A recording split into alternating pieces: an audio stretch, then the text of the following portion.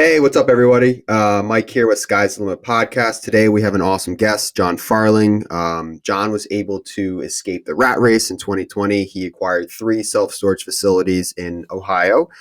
Since then, he's actually been able to acquire 14 and continuing to grow that. He spends a lot of time with his wife and kids, and he also hosts a podcast, the Do More podcast, which is a way to help give back, spread the word, and talk about all things real estate investing. So with that, thank you. Welcome, Jon. I appreciate your time, and let's get started. Yeah, man. Appreciate you having me on. Yeah, so I'd love ask all the listeners, what made you want to get started in real estate? And most people probably don't go from no real estate experience to full in self storage. So I'd love to hear about your background, where you got started, and how you got started. Yeah, that's a good question. And it probably goes back to my parents I've always been in and around real estate. So my parents built every 2 years, and we'd move every 2 years from, I don't know the years, 88 to 98 probably. And they'd make money each time they build a house and then sell it. So then they figured out, well, we can keep doing that. And eventually we stopped moving. They would build spec homes. I think they probably built a total of 20 to 30 of those. So real estate's kind of been in my blood since we started doing that when I was 6. So I've been, in and around real estate. My parents doing a ton of the work on the houses. And then they also had some rentals in there. I think 2 rentals.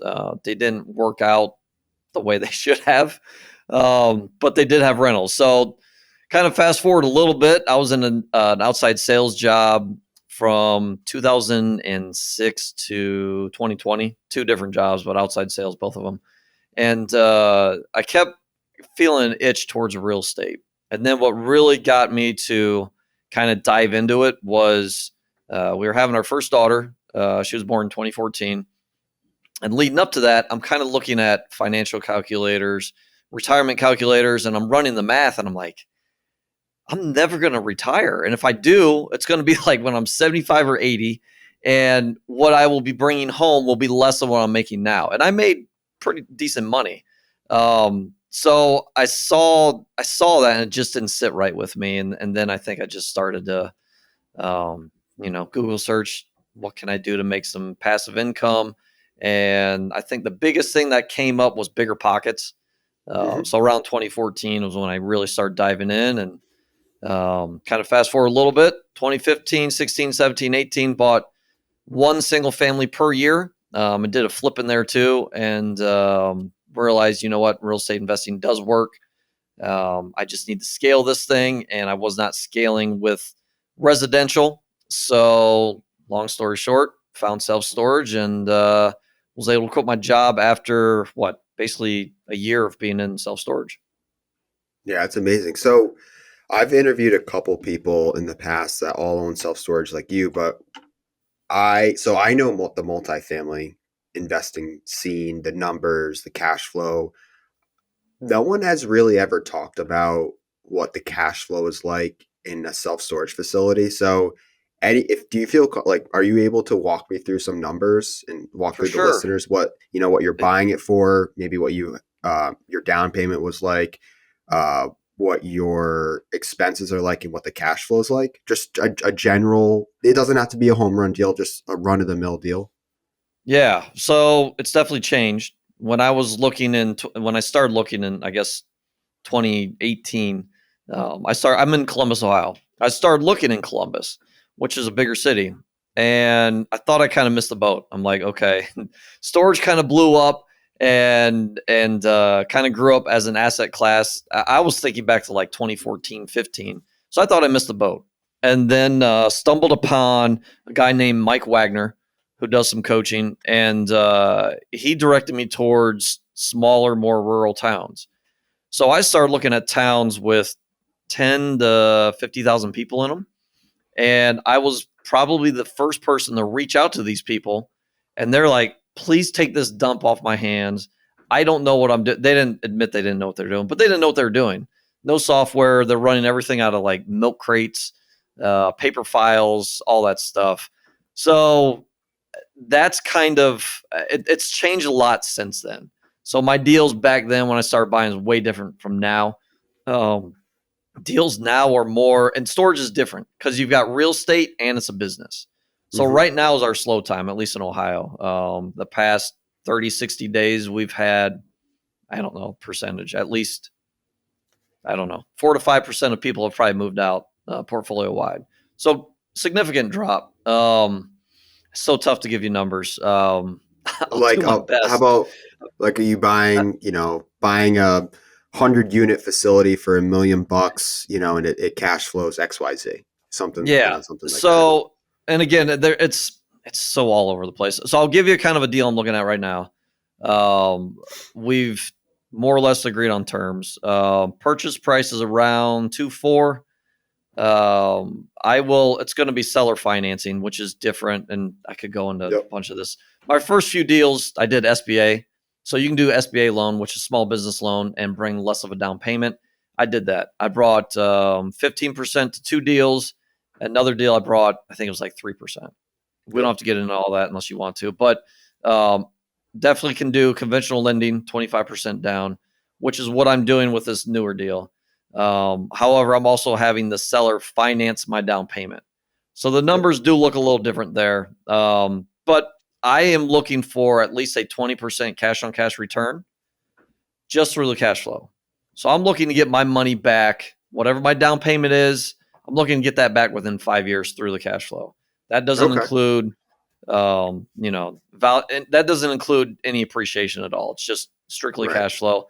And my earlier deals, I was getting that back within a year. Now that's pretty much what I'm getting now is probably between 3 and 5 year payback, Okay. if that helps at So all. yeah. So I guess, is there? So you won't consider buying a self storage facility unless, like, is 20% cash on cash your minimum projected return? Otherwise, it's not even worth looking at. Correct. Now, this deal that I'm working on is different because I won't have any money into it. Right. So it's a Right. little bit different Sure. metrics. I'm adding it to my portfolio, so it's more of a longer term play. Um, but yeah, that's what I'm looking for. I'm looking to get my money back within 5 years, and there's a lot that goes into that. But you asked about expenses. Expenses for self storage can range from, a lot of people say 30 to 35%. It also depends on how you're running it. I more or less run it in house with some contractors as well, some third party vendors. But I'm probably around 25%, um, you know, compared to gross revenue for my expenses. So 25% of your gross revenue goes towards expenses. Yep. Okay. Okay. Well. All right. Yeah, that makes sense. And I think the beauty of self storage is that you don't typically see a lot of the overhead you would see in multifamily, for example.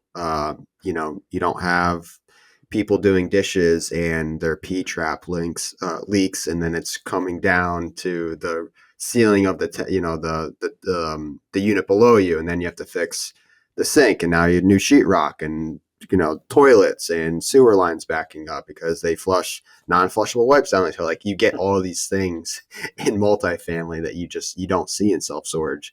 A lot of the larger multifamily apartment buildings have one central heating system, so it's on the owner to either implement a rub system or have a temperature controlled kind of ring like system. But they're paying for all the utilities. I mean, do you pay? Are all your buildings temperature controlled, or do you no climate controlled? No climate control for me. I'm in Yeah. smaller towns, and Yeah. I don't see a huge need for that. Yeah. But yeah, back to your point, there's the biggest emergency. Now we've had some one-off ones, but our like the gate isn't working, I or hear maybe that. there's a roof leak. Yeah. And for the most part, like nothing. I mean, obviously, if someone gets stuck in the gate at 9 p.m., yeah, that's an issue, and we got to take care of it right away. But otherwise, if we take care of it within a day or a week, everything Do you else, like, it's not a big deal. do you need to have? So I've been to a couple of storage facilities. Some have a nice private gate you can swipe in and out. Do you think? Do you need that, or like, do you have to have that? You don't need it. I've got one that does not. However, having a gate definitely helps and makes things more automated. So our gates are linked to our software, which means when someone's late, And I think for us, it is day 6 of the month or day 6 after they're late. They're locked out at the gate. So we don't have to have Oh, someone go by and put a lock on each unit. They're automatically locked out of the gate. And then if that person happens to pay, so maybe they pull up at the gate, their code doesn't work. They call in and say, hey, what's going on? Our call center will say, well, it looks like you're late and that's why you're locked out. They can make a payment right there and get access as soon as they make the payment. the beauty of automation. Yep. That's pretty So cool. yeah, that's the biggest reason. What is that proprietary to you, or is that like a third party software that you pay Yeah. into? Most softwares now have that Okay. for storage. But yeah, I would say that was the biggest. So storage has taken a huge turn in the past 4, 5, 6 years. But 6 years ago, 8 years ago, that was not common. COVID really changed that, where more owners were like, I'm not meeting people. I don't want to touch anybody. I don't want to, breathe on anybody. I want people breathing on me. So a Yep. lot of that automation came during that time, but the software was out there a few years prior to that. Nice. And are you buying pre-existing structure buildings, or are you doing any ground up buying raw land and developing it yourself? Haven't done any development. I Okay. do have one site right now that I am hoping to develop on, but I have not done any development yet. It's all existing and value add. And how are you financing these deals? Are you JVing them, raising capital yourself, giving out equity, syndicating? This is kind of where I'm different from most other investors, is where it's been my money for the down payment, and I've Okay. done anything and every. So I sold my single family rentals. I had cash from that, had cash from just savings. We've used our HELOC, cashed out my 401k, gone all in. But yeah, it's been my money. SBA loans have helped because I was able to get into commercial assets with a lower down payment. I've done quite a few seller finance deals, and then some life insurance um, notes as well.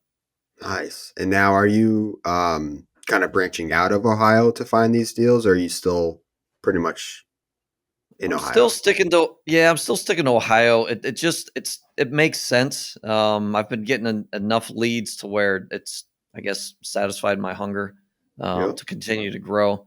And if and when I do sell, it's going to be a lot easier to sell as a portfolio as opposed to getting something down in Alabama or Mississippi, and I'm scattered throughout the country. Not many people want to buy a portfolio that's just scattered. So it's helped. That's everything. Everything has been within an hour to an hour and a half of me. Wow. And you've all 14 are Yeah. within an hour, hour and a half. Yep. That's Yep. awesome. I mean, a lot of people don't have that luxury. I'm kind of a view, all the multifamily properties we own are all within an hour. I can physically touch the asset and I can be there if all hell breaks loose within an hour. A lot of people find success in out of state investing. I feel like you have to find your boots on the ground there, whether it's a property manager, your contractors, the list goes on. For me, I haven't let go. And everything, we're here in Connecticut. And so everything, like I said, everything is within an hour and Connecticut's not that big of a state. So, we've been able to accomplish that, but I feel like a lot of the self-storage operators I speak to, they're in 7, 8, 9, 10 different states, and like different state laws, different tenant laws. Yep. It's a lot to keep track of. And for me, I've been living in this market, right? Even though I'm not in the specific markets, but Ohio. And for the most part, I can look at a deal and realize within, a few seconds if it works or not. Because I know the markets. Like Yeah, you said, when it's you go true. outside of that, like you've got to do a lot more digging. There's more state laws. There's just For sure. more. It works for some people. For me, I'm definitely focused on operations, where I see a lot of investors, especially investors that are investing, outside of where they live, playing right away. I don't know if they're as heavily focused on operations, and especially in storage. That's where you make your money, or you lose your money, right? And I've seen a lot of Mm. people to where they think they can just put storage on autopilot, and they're going to coast into the sunset and not have to put much work into it. That's not the case. It's a business. You have to continue to treat it like a business. I think for me, I really want to own self storage. It's the one asset class I kind of haven't dived into. We own multifamily, we own mixed use. I've done triple nets. I have an Airbnb. I've done the single families, kind of dabbled in all of it. self-storage seems to be the one that I can't figure out yet. And I think for me, maybe maybe a lot of the listeners here, it's I'm so used to buying a piece of real estate, and it's real estate as like a whole as your portfolio as a business. But when you're just buying a 2 or 3, 4 unit multifamily, you're not really buying into a business. It becomes a business, but when you're buying a self storage facility, and I think this is the mindset the hurdle I need to get over is like, I have a fear that the business itself is going to be too hard for me to figure out and run. And because of that, it's going to fail. But I think with talking to enough people like yourself, I mean, what were some when you bought your first self storage facility? Did you go at it alone?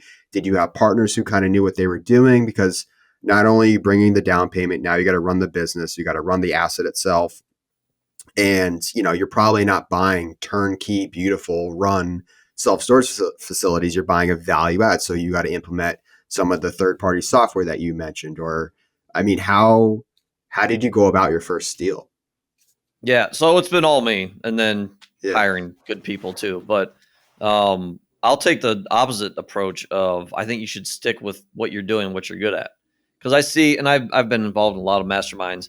I see way too many people looking for the next shiny object, and I've Yep. been guilty. And it's taken me a while to figure out. All right, I need to stick to this until it's completely running on its own, and that includes not just management, not just marketing, not just operations, but acquisitions, funding, lending, everything. It all runs on its own, and they don't need me. That's when I can go look at something else, right? And I think there's too many investors that are just like, "Ooh, you know what? He's making money over there. I'm going to go over there and do that." No, get Mm. great at what you're doing now. Set it up like a real business, because most people, if you own a true business, if you own, let's call it a plumbing shop, you're not gonna decide to open another business when you're still in the day to day to that.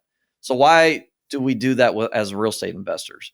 So that's just my two Yeah, cents. no, it's But great. I see it way too often. Too many, and again, I've been guilty of it, and I still look at businesses to buy. I know I'm deep down. I know I'm not ready to buy them because I need to automate. I need my current business to completely live and breathe on its own by itself without me before I can look That's into something else. that's really good advice. I think the saying is, "Don't go a mile wide, go a mile deep." Right? Yep. A lot of people spread themselves too thin by that tiny object syndrome. It's like, oh, you're having success in laundromats. Okay, I'm gonna go buy a Yep. laundromat. Oh, I talked to a self storage guy. I'm gonna go buy a self storage facility. Oh, I got this guy who's syndicating 100+ unit multifamily properties. Yeah, I could do that. It's like, no, I mean, you could, but Yep. what's over here that's gonna suffer because you are now Yep. spending time? Really focus on that one thing that's been your bread and butter, and get really, really, really good at it. Right? Yep. And it's Yeah. boring. Like I get it. It's boring. Yeah. And I've been bored and that's why I've looked at other things. But I've also going to these other masterminds, I've realized like no one's going, like you said, no one's going a mile deep. Everyone's going an inch deep and they're just scaling the surface and they're not getting everything they should be out of each asset class. And I've seen a lot of them, syndicators too. I've seen a lot of them just get in trouble because they're focused. They have no focus and it's all over the place. Right. So So, you're just doing self storage. yep. Okay. And that makes sense. So I'm always genuinely curious, what does your day to day look like right now? It's a good question. So I'm still in acquisitions. Mhm. That's one of my top priorities. And then I'm managing our team, which I'm getting out of that to where I've got people that are taking over that. We did have a team call here this morning, a couple hours ago, but I'm doing my best to try to get out of that. I am out of the day to day operations. I'm 99% out of, but yeah, my day to day is um, kind of leading the team, but it's also that's more week to week to where us as a team are getting together. And then I'm in acquisitions, and then I've got a podcast, so that keeps me busy as well. And yeah, enjoy spending time with the family and continue to grow. Awesome. Is there a an end goal in mind or an end number, whether it's 20 self-storage facilities or it's $50,000 a month in passive kind of reoccurring revenues? Is there an end for See, and you? there's no end, right? Because when we get to the end, it's like, what's next? There's always a next. So to me, there's no end. There's no end goal. It's just continue to grow and continue to give back. That's my biggest thing is we're not, and I'm a huge Dan Martell fan, but he calls it send the elevator back down, right? And continue to help people that may not have the same opportunities, which we all technically have the same opportunities as entrepreneurs. But yeah, send the elevator back down. Try to help out as many people as I can. But yeah, there's no end goal. I do have goals for sure. They're more monthly or quarterly. And then I kind of look at 1 year, 5 year, 10 year, but otherwise there's no end goal. It's just the next rung in the ladder and keep climbing. That's awesome. And real quick, I'd love to hear more about your podcast, the Do More podcast. Um, what do you generally like to talk about on there? I assume listeners can find you on all the major platforms, Spotify, Apple. Anything you want to share about it? Yeah. You can find us anywhere you can listen to podcasts on YouTube too. Yep. Yeah, it's definitely, it kind of started as self-storage heavy. Now it's more just kind of doing better, business, life, fitness. We just had a health coach on, which was awesome. So yeah, we're kind of all over the place, but just improving yourself. And we do talk real estate investing for sure. And yeah, it's been fun. Awesome. Well, John, I really appreciate your time. I know you're a busy guy. Thank you to all of our listeners. Where can they find more about you? Yeah. So we are working on the domorepodcast.com website. They can find me there. They can also find me on Instagram and Facebook. And Facebook's just Jon Farling. Perfect. Well, thank you to all of our listeners. This was a great episode with John. Again, we'll link all of his bio and show notes in the comment section. Be sure to like and subscribe if you like what you heard, and stay tuned for the next episode. Thank you. Thank you for watching Sky's the Limit. We're always releasing new real estate content, so if there's something you want to hear, be sure to leave a comment. And don't forget to subscribe to our channel.